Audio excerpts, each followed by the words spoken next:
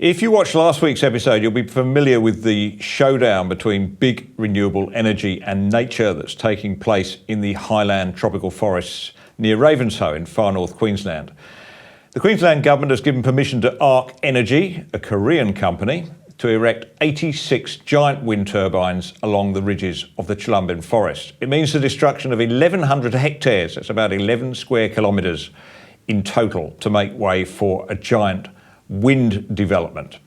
Local environmentalists and Indigenous elders are pleading with the federal government to overturn the decision, saying the area's ecosystem is irreplaceable. This is what Dr. Tim Nevard, an adjunct professor at Cairns Institute at James Cook University, told me last week.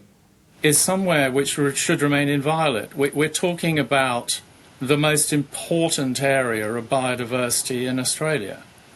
And to put something which is essentially an industrial land use with massive change in the local environment, roads, turbines, access arrangements, etc., right next door to it is nothing short of foolish.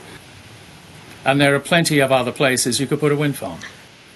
That's a big call, the most important area for biodiversity, given what we have in Australia, everything from the Daintree to the Tasmanian forest. Let me read to you. This is from the Wet Tropics World Heritage Area, the World Heritage Authority's website.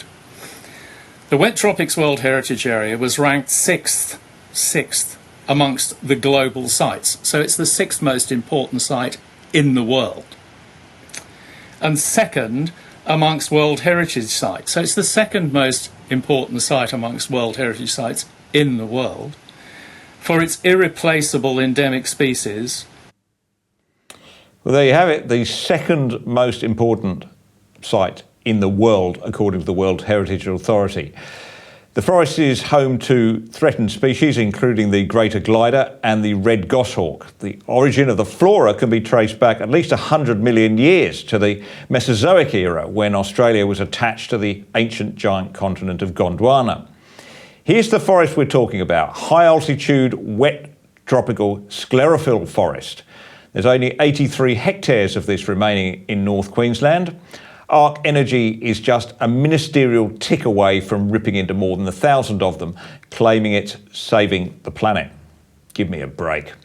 Chalumbin is the new Franklin. It's a pivotal moment in the political and environmental history that will shape the Australian landscape for decades. This time, however, there's hardly a tree hugger in sight. There's not been a squeak from the Australian Conservation Foundation, the World Wildlife Fund, Friends of the Earth, or any of the other usual suspects.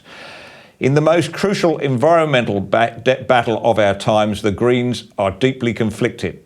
So too are the Teal Independents, whose campaigns were funded by individuals and companies deeply invested in the renewable sector. Nothing they say on the subject is to be trusted. We shouldn't underestimate what this will do to the land in the industrial wind if the industrial wind project goes ahead. Construction on such a steep and inaccessible site is a major operation. It requires constructing more than 100 kilometres of new roads, 5 to 7 metres wide, with a longer clearance area each side, carved through pristine native forest. It requires dynamiting and rock drilling to take the sides off hills to construct roads with a shallow gradient or shallow enough gradient so that 86-metre long turbine blades, you heard that right, 86-metre long turbine blades can be double hauled up the hillside by 2 trucks. Now, Tanya Plibersek will announce her decision in September as to whether this goes ahead. She finds herself completely wedged. Knocking back Chalumbin will not help Labor ward off the challenge from the Greens in inner city seats, including her own. Energy Minister Chris Bowen, who's set the goal of erecting a 9-megawatt wind turbine every 18 hours until 2030, will be curling his lips. It'll be a test of Plibersek's ability to make a dispassionate assessment. If Plibersek does the right thing, if she stops the Chalumbin project, it'll send a message that the government is not prepared to sacrifice the greater glider to save the polar bear. It'll be a long overdue acknowledgement that the rapacious, land-hungry demands of renewable energy must be balanced against the protection of biodiversity and the spiritual connection of the land of Aboriginal people. If she doesn't, anything goes. If this land isn't sacred, then what is?